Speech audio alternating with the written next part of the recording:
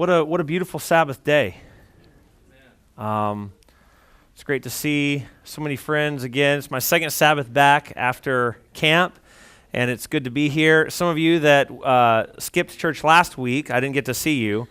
Just kidding. But so it's good to see a lot of friends and really family here together this week.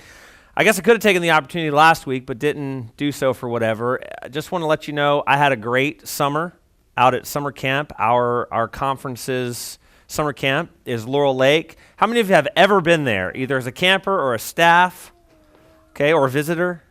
Okay, some visiting, okay, very good. It's just really an awesome little location. One of my little hiring lines may sound cheesy to you when I say it, but I say we're a small camp, and we're a lot more like a family than an institution. And so that's one of the things that we pride ourselves in, is just a very warm environment, friendly environment, and it was a great summer. I remind my staff every year that we can't always measure the impact of what we're really there for. Do you know what I mean? We can't always measure whether somebody's ever going to, walk with the Lord or get baptized or go out and become a pastor. We don't always know the answer to those questions, but one thing we can always tell is whether we've had a safe summer or not. And I'm happy to report to you that we had no major accidents at camp this summer, both including staff and campers. Now, there is one little time. Thank you, Chris. Thank you for being excited about that. One little caveat: one girl who was allergic to bees got stung in the hand, and her hand swelled up, and we had to take her overnight to be observed just to make sure everything was okay. And then she came back to camp and finished out the week. So other than that, flawless. And that's exciting for me. There's few things that feel better for a camp director. Even though it's kind of sad to see the summer wind down, there's few things that feel better to a camp director than hearing the bus just dropped off its last camper safely to its parent. Yes. Now, if I can just keep my staff from getting hurt for the next 2 days. So that's really awesome. Before we kind of launch into the script today and talk about some things that I hope the Lord is laying on all of our hearts, I just invite you to pray with me.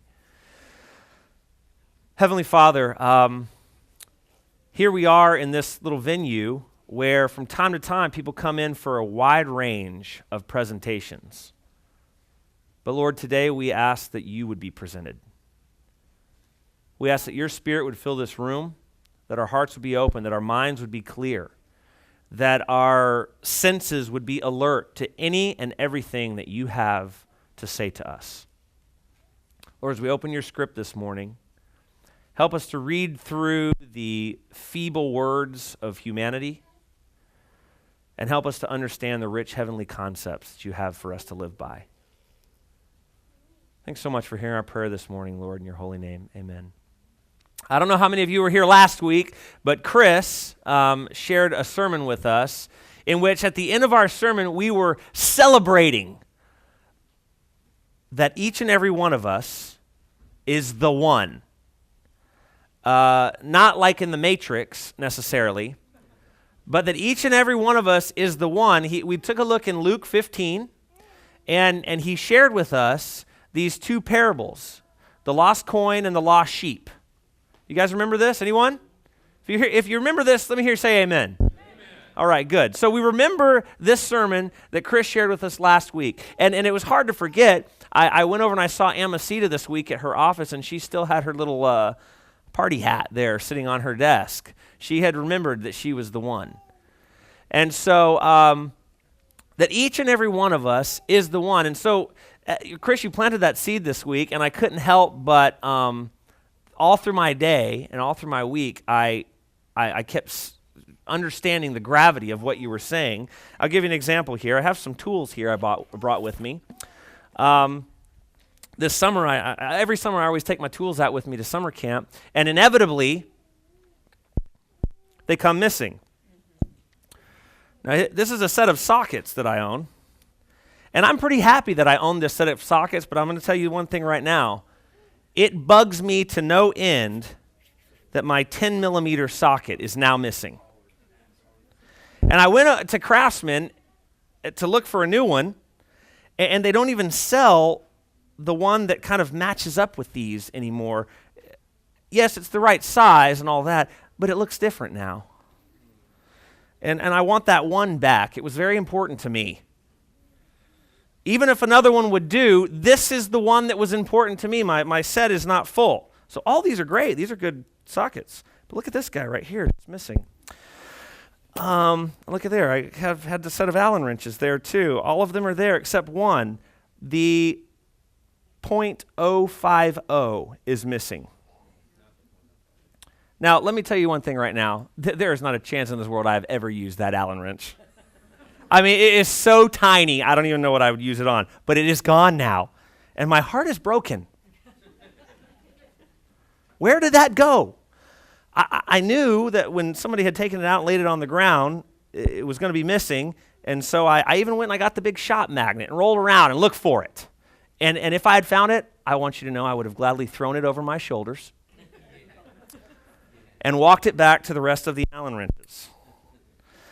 I like movies. I like movies that say something or mean something. And I have this one here, The Life of Pi. You guys ever seen that one? It's an interesting story. I think it poses and raises some neat questions, some questions that it might do us good to all ponder through when it comes to who God is and what God is about. It's a good one right there. I have another one here that poses some questions about God's signs. A lot of people think, oh, that's a scary movie. It's actually not that scary. It's got some funny parts in it, but it does also pose some interesting questions about God and about faith. It's a neat watch if you ever want to take the time. Family Man, there's a good one right there. It's kind of a comedy there, but it addresses some interesting commitment and family issues. I really like that one. And of course, this one, very deep, Elf. I don't know if you guys have ever seen that movie right there. Just an instant Christmas classic. I love it. And I have a few more over here that I brought with me, but we don't have to go through all of them and tell you how meaningful they are to me. But here I have Mr. Holland's Opus.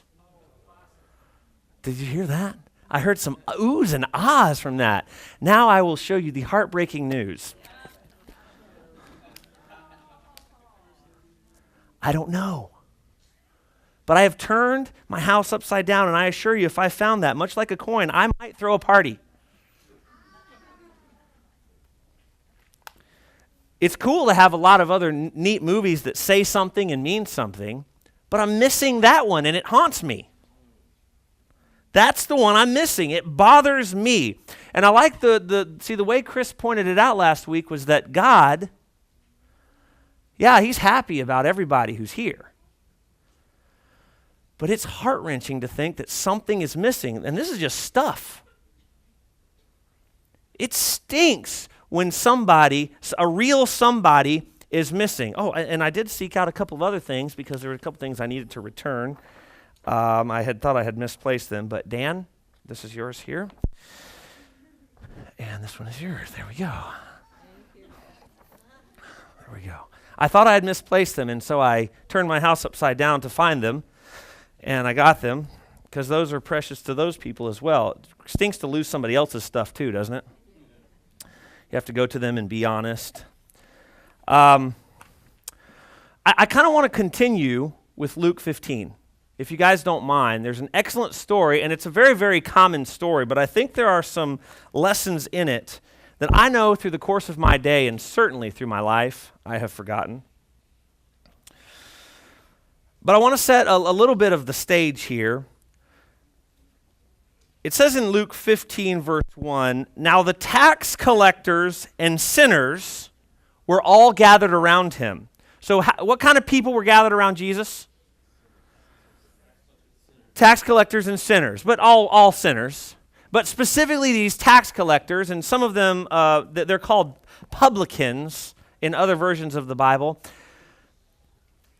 I always felt so offended when it sounded like it was Republicans, and I was just, oh, come on now. So the tax collectors and sinners are there around Jesus. So we've got Jesus, we've got some tax collectors and sinners, and then we have another group of people. But the Pharisees and teachers of the law muttered, "This man welcomes sinners and eats with them." So now we have kind of three groups of people. One is Jesus, the godly figure. Then we've got tax collectors and sinners. And then who else do we have? The other sinners, yes. We've got the Pharisees and the teachers. Three distinct groups of people. And so Jesus starts to launch into these stories, especially after he hears that the Pharisees and the teachers have grumbled that Jesus is hanging out with tax collectors and sinners. And so he launches into these parables of the lost sheep and of the lost coin. But then he tacks another parable on the end of this. In verse 11, we see the parable of the lost son. And what do we call this parable? The parable of the prodigal son. This summer, we had the opportunity to experience it every week in a skit that was called The Prodigal Pirate. It was basically the story of the prodigal son, but with pirates. And it was pretty funny. We do have the privilege out at summer camp to kind of get pretty silly and still weave really cool spiritual things into it for our kids to grow to and love, and they attach onto those things and remember them for many years. So it's a cool thing. So the prodigal son here. So Jesus continued. We dove into those stories last week. We celebrated that each and every one of us is the one, and we learned that God is the seeker. When something is lost, God seeks for it. Look at this. I brought this hammer here. Julie, do you remember last year when I had misplaced this hammer? Oh, come on. All right, it wasn't as important to her, but it was important to me. I misplaced that hammer last year and went out of my mind looking for it. And I was in a hurry to do something else. Life came to a standstill as I looked and looked all over the house for this hammer. This is how God feels about us. He leaves his comfort zone to come and seek us out. The lost sheep and the lost coin show us a little tidbit about God. But then Jesus, he shares this next parable to show us not only who God is and who we need to be in relationship to God, but he also shows us a little bit of our own condition. You all have heard me say this before. This book understands us better than we will ever understand ourselves.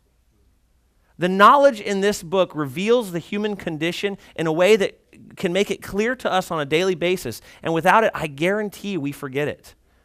If there's nothing else you remember about today, remember this.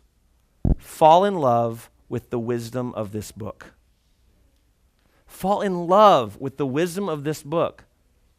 Even if you only spend 10 minutes once a day looking into a story and asking God what it says to you, do that. Or if you spend 10 minutes once a week, every Sunday, looking into a story, finding out what God is saying to you, and then just meditate on what God has said to you for the rest of the week. He'll take that. Fall in love with the wisdom of this book. And so Jesus continued, verse 11, there was a man who had 2 sons. Okay, so now we've already identified 3 people. See, Jesus is going to compare the 3 people in this story to the 3 groups of people that are standing there. We've got Jesus representing God. We've got the sinners and the tax collectors representing another group of people. And then we have, who else? The Pharisees and the teachers representing another group of people. So he tells a story with how many people in it? 3. 3 people represented in this story. There was a man who had 2 sons. The younger one said to his father, "Father, give me my share of the estate." Now, he was the younger son, and so his share of the estate was probably going to be a little less than the older son. If you know anything about the culture of the time, the oldest son was the esteemed son, and he would be in charge when the father moved on, right? So the younger son, though his wealth would probably be great, would get a little bit less. And so the father divided his property between them. Now, it's interesting that somebody would go and ask for their inheritance before the time that typically an inheritance is given. So this son was a pretty disgruntled guy. You could tell his relationship with the father was not real good. But the father, maybe in his wisdom, understood that if their relationship wasn't good, maybe this kid was going to have to learn something on his own. And so he uses his wisdom and his justice and divvies out this money. Divvies out this money to his kid. So he divided his property between them. Not long after that, the younger son got together all he had and set off for a distant country, and there squandered his wealth in wild living. Now, spoiler alert, we already had it. Who does the father represent? God. Our picture of God we see in this father. And as we seek to be more godly, hopefully what does the story of the father eventually reveal about us? Anyone? If we're seeking to be more like Christ, more like God, who should the story of the father be about? Anyone? I believe it should be about us. I believe that ultimately, if we want to be more like God, we want to be more like the Father in this story. And so here the son is. The son has decided, I will leave. And there's some of us in this room who have done this. I've done this myself. I was once in the position where the youngest son was, and I decided my relationship with God the Father was not good. And I spent some time away. I took the talents and the things that he had given me, my connections with friends, and I said, for a time, this is not going to be important to me. My relationship with my father won't be important to me. And it's interesting to see that sometimes people who decide they can no longer take it with God anymore, it's interesting to see how far away they will run. See, he didn't just move out into the next plot. This young guy went to a far and distant country. Went to a place where it was quite possible that he would never have anything to do with the father again, or the father's ways, or the father's family, or the father's servants, or the father's money. And certainly not the brother. He was leaving the brother too. The whole family would be now in his past. So he took all of his wealth, and he went and squandered it with wild living. Oh, man. That stinks. I used to do that too. Back in high school, my buddy Jeff and I, we got jobs. He had a better job than I did because he worked as a certified nurse's assistant. Now, his job was grosser, but he did get paid more. And my job was a measly Taco Bell worker. But I loved that job. I loved learning new ways to be efficient with that job, and every couple weeks, he and I would get paid a very meager paycheck for our hours, most of which, shamefully, went back into Taco Bell. And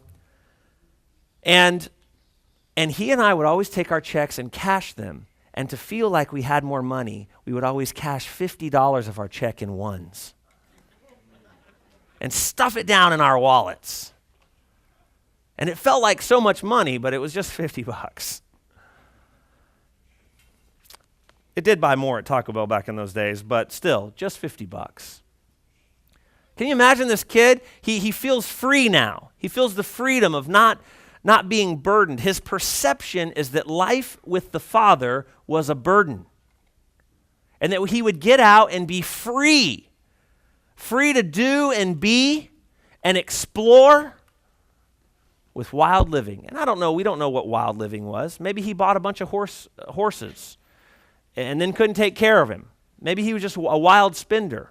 There's no indication here. Or maybe he loved women and purchased the company of women. We don't necessarily know. There's some other areas in the script that insinuate what wild living may have meant. But he was out living wildly. You guys know that I love to do music. I love to play music. I love to sing music. I love to praise the Lord. And from time to time, I take a few moments and I write my own music.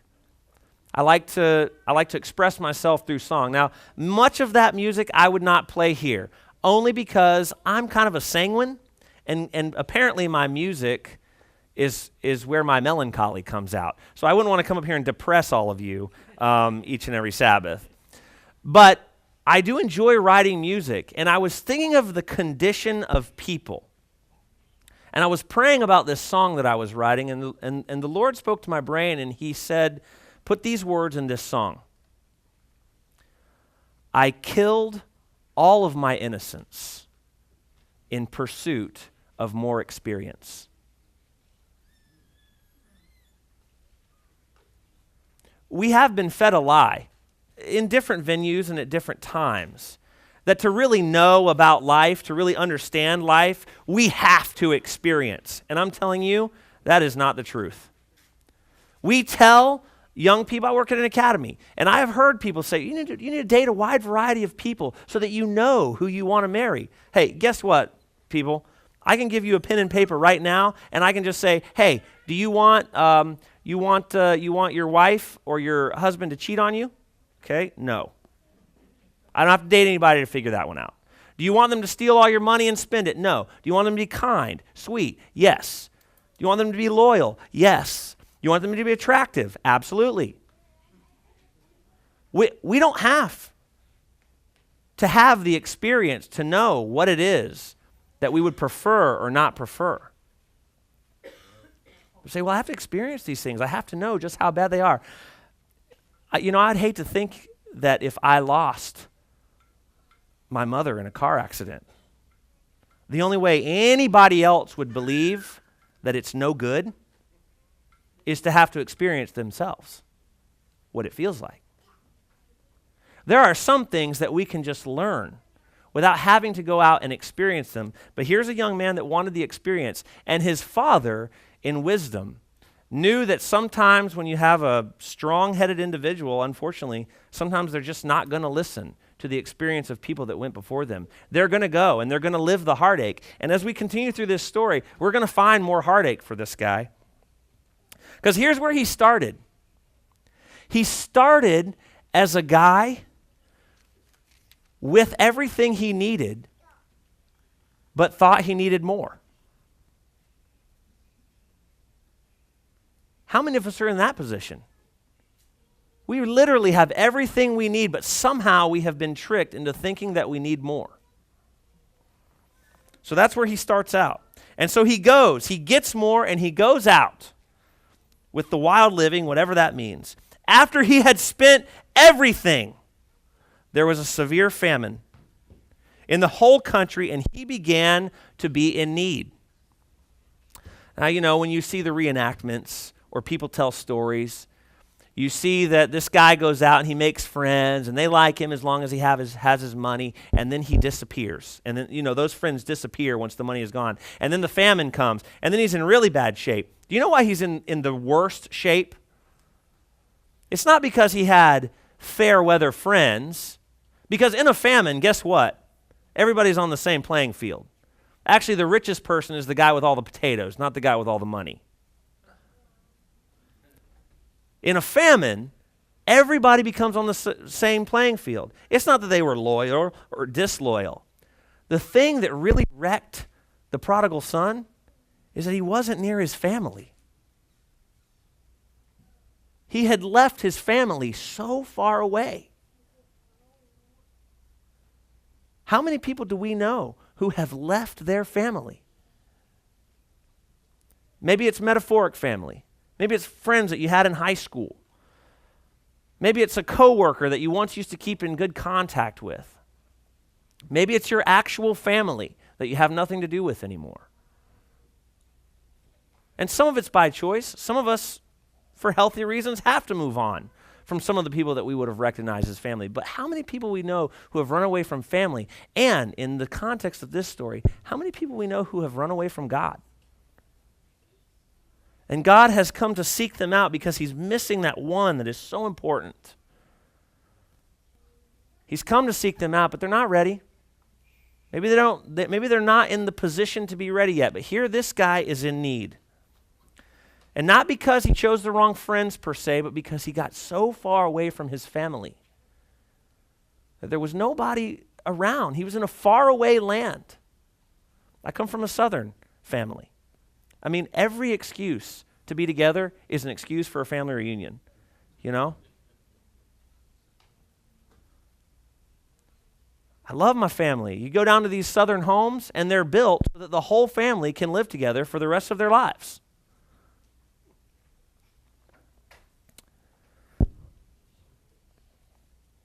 And so he was in need. So he went and hired himself out to a citizen of that country who sent him to the fields to feed the pigs. Oh, to feed the pigs. Now, for me, that's not such a bad job. I would go and do it if that's what I needed to do to survive and live.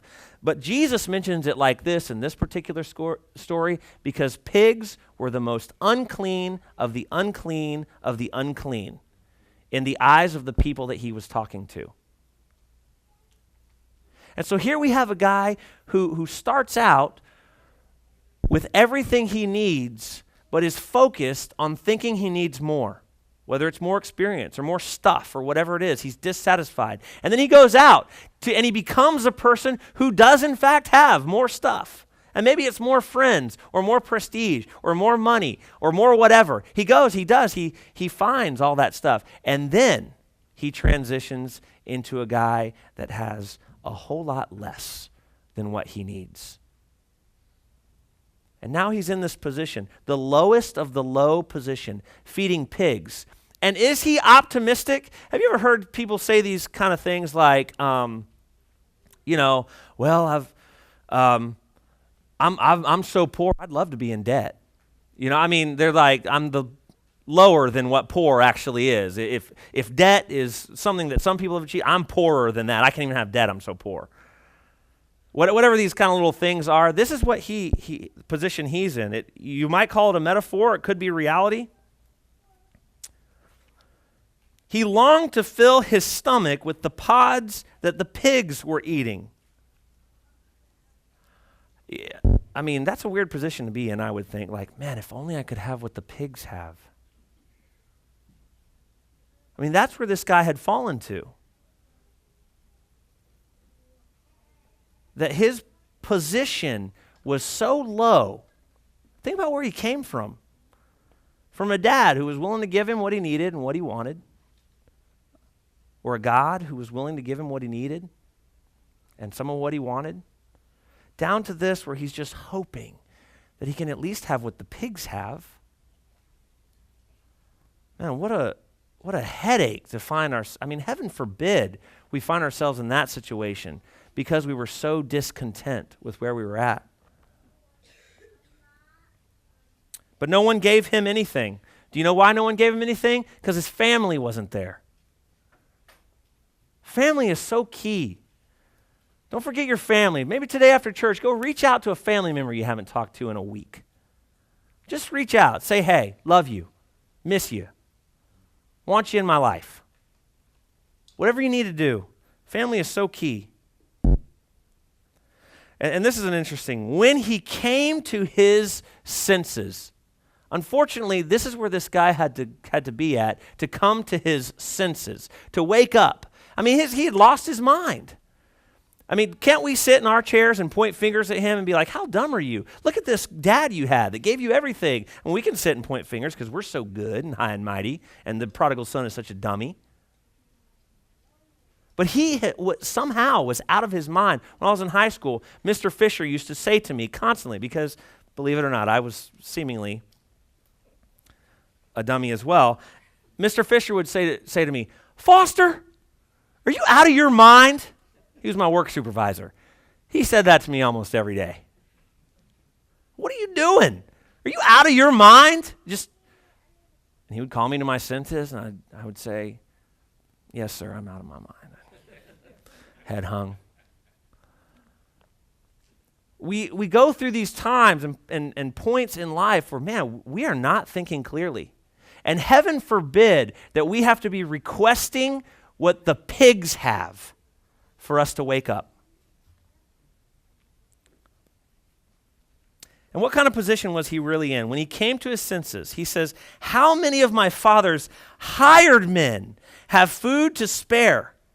And here I am starving to death. See, this is the position he was in. He was starving to death. He had tried to hire himself out, just like the servants in his father's home. But instead, he's there starving to death. And I do have a question for you. How many of us, if we had to evaluate our lives right now, is there some area in our lives where we are actually starving to death? And if we are honest about it, that's really what's going to wake us up. Are some of us starving to death because we don't spend time with our family? Or we've made poor relationship decisions? And we're just I'm just hoping I get to stay with my family now. Are some of us dying financially, and that's what's going to wake us up? Or some of us dying spiritually, starving to death in these areas?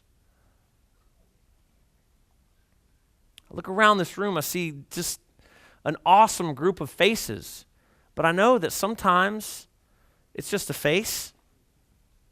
We had to learn about customer service, at school because we want to be good servants of our customers, our students. And one of the customer service rules is even if you don't feel like it, you have to fake it. You do. And so some of us do. There are days when it's kind of tough to lead music. I'm a grump, There are days when I am not excited about getting out of bed at 6:50 to go and have staff worship with a bunch of staff who weren't excited about getting out of bed at 6:50 to have staff worship.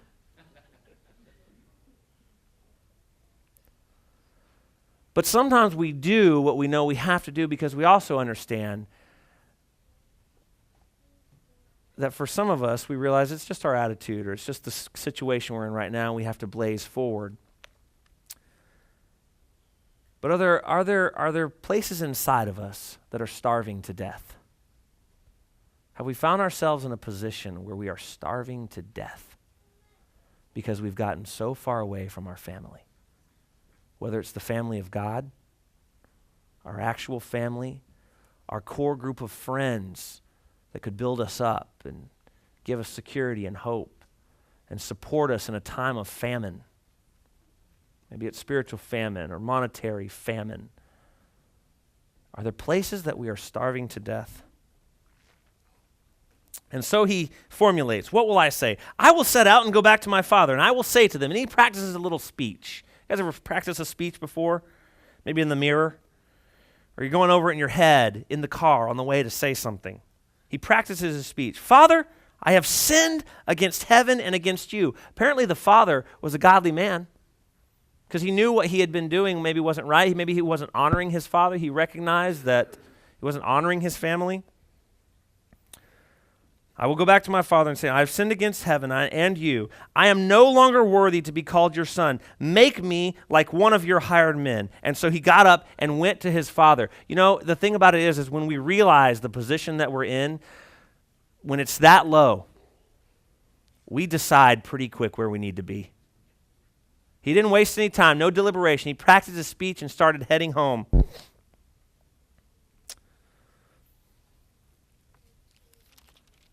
I've lost my spot here. Sorry about that.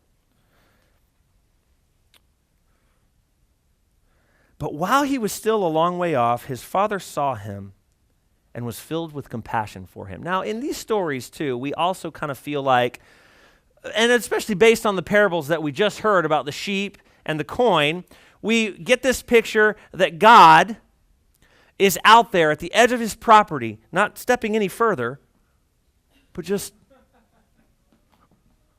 oh, I see him, there he is, and then we're headed out to meet him. Well, I don't know that this insinuates that. I think God still has a lot of other sockets to work with. And he's probably working with them and taking his time, but he never forgets that one is missing, keeping his eye out. Did it fall down in the engine? Did it roll under the car? Where did that thing go? Always keeping his eye out. I dropped my knife in the field once.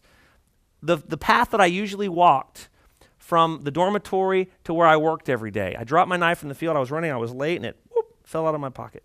It was a knife that my grandfather on my mother's side had given me, and I love that knife. It was a buck knife. It was back in the day when society didn't flip out for boys being boys. And so I had that knife on me, and it fell out, and I got to work, and my knife is gone.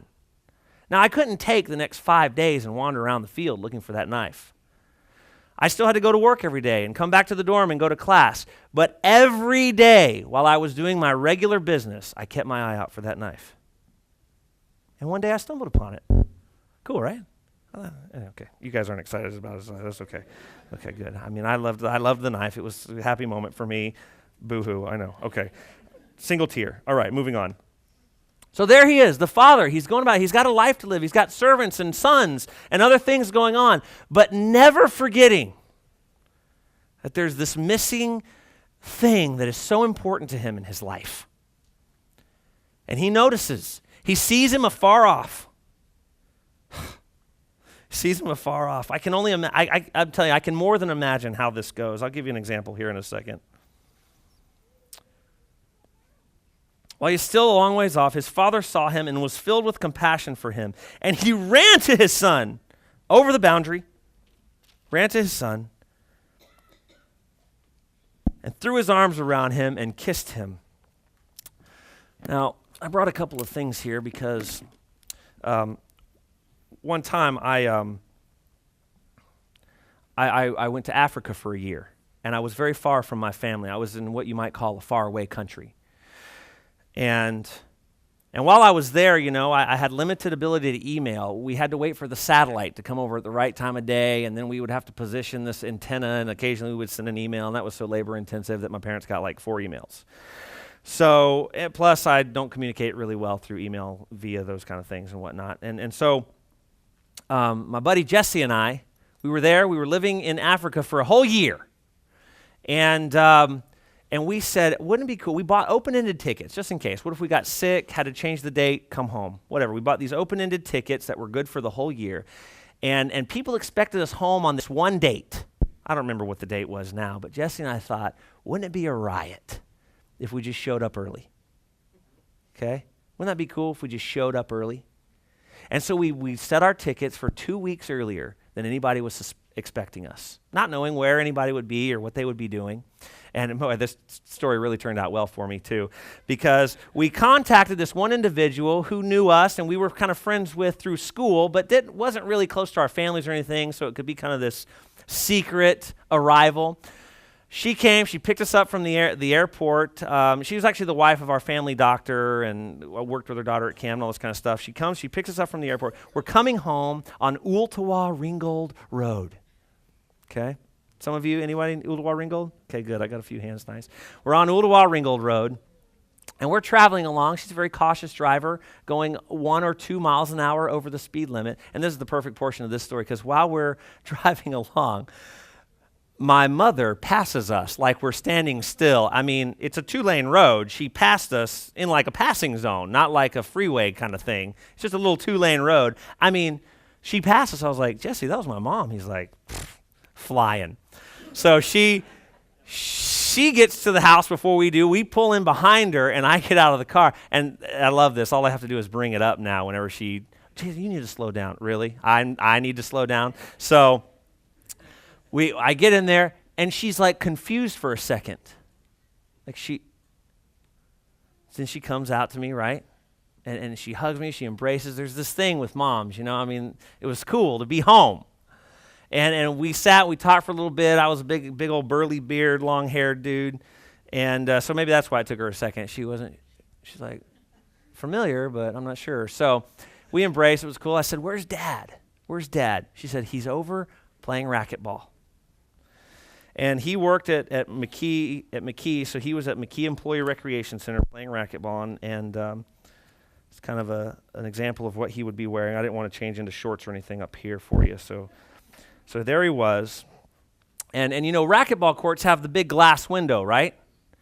And so I just went and I sat on the bench, and if he was just going to glance, he probably would not have recognized me. I was pretty bearded up with a big old head of hair and everything like that.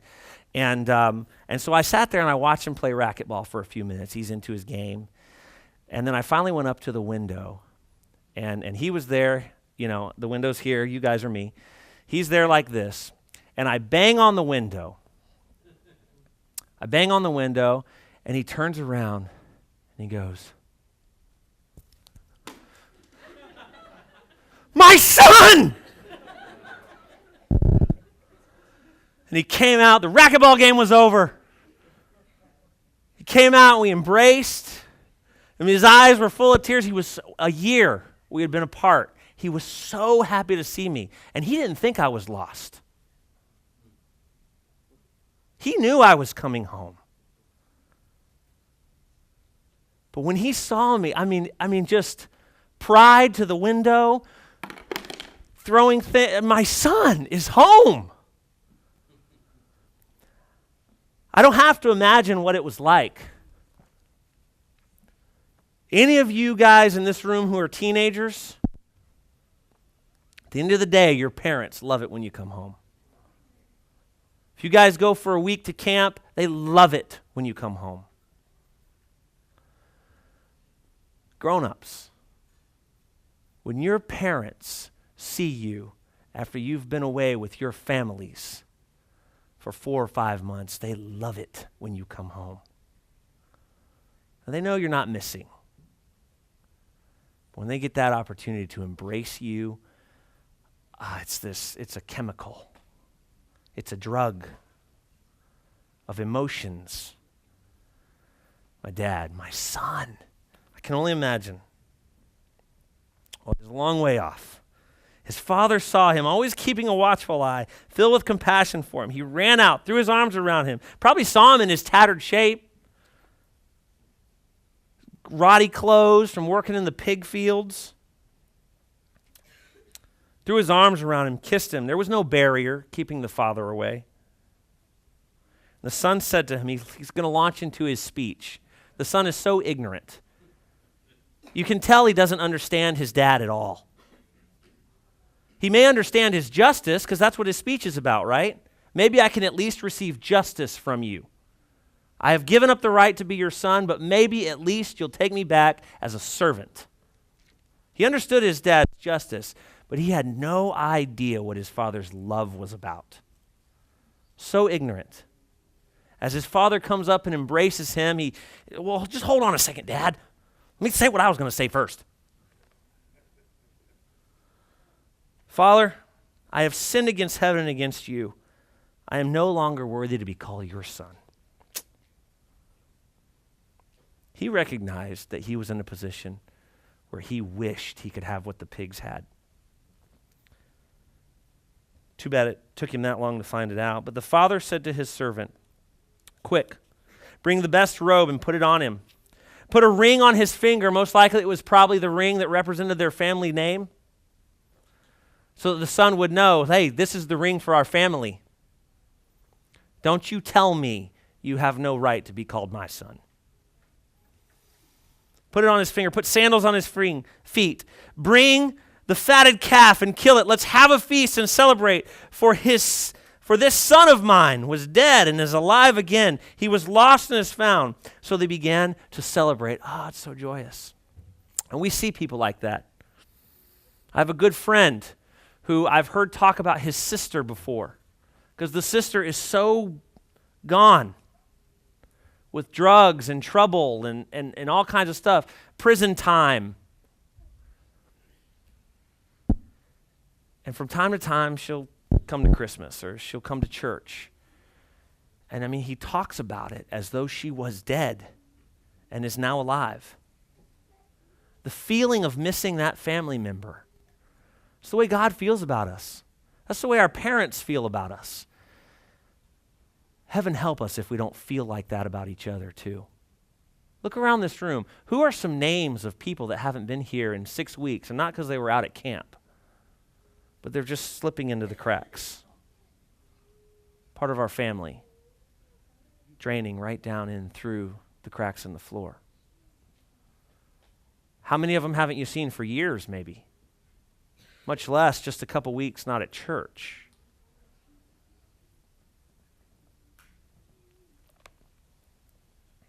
Then there's another group of people. We'll be almost done here.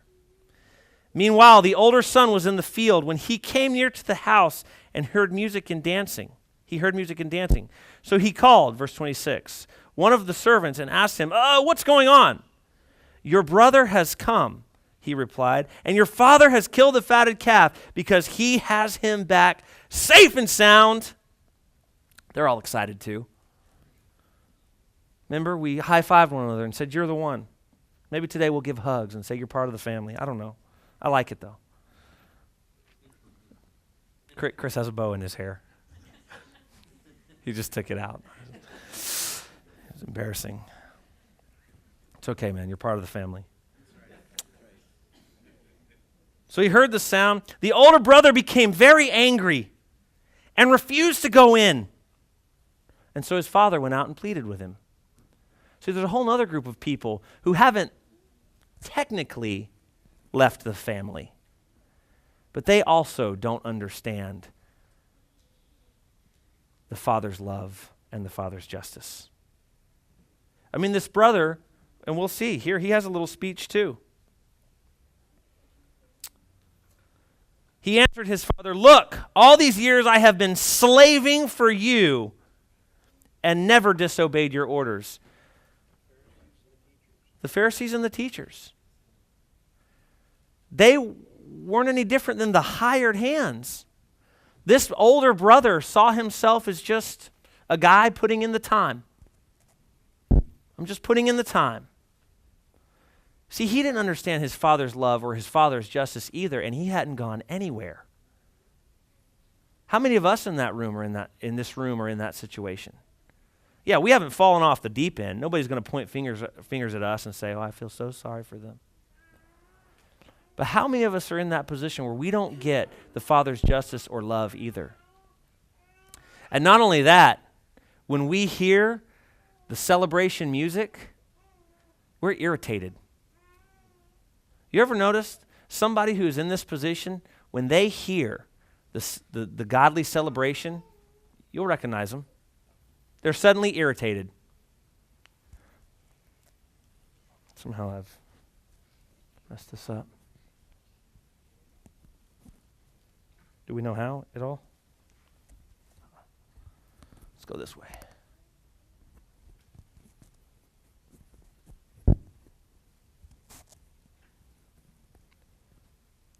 Some of us in this room don't understand the Father's love, and we've never even run away.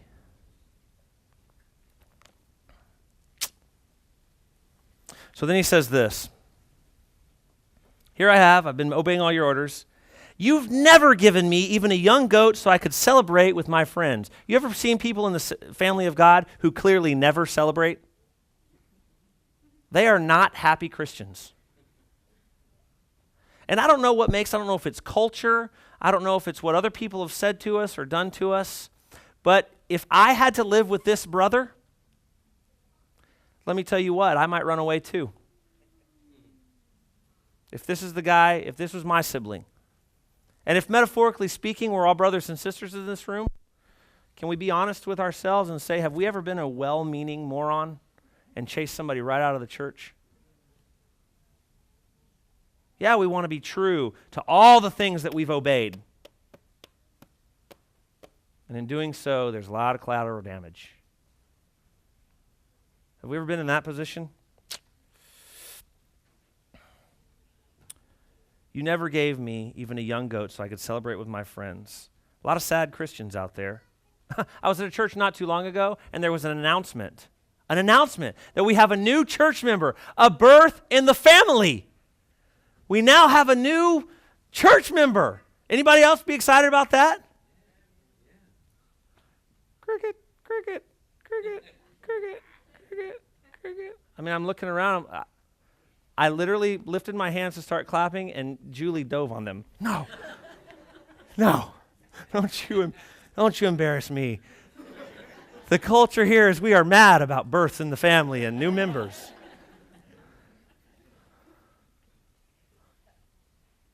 And that was exciting to me. I don't know. But when this son of yours, so this older brother's continue on, this son of yours, he sarcastically says, look, I'm the loyal one. I'm the guy who's been around. But this son of yours, he's gone and squandered with harlots.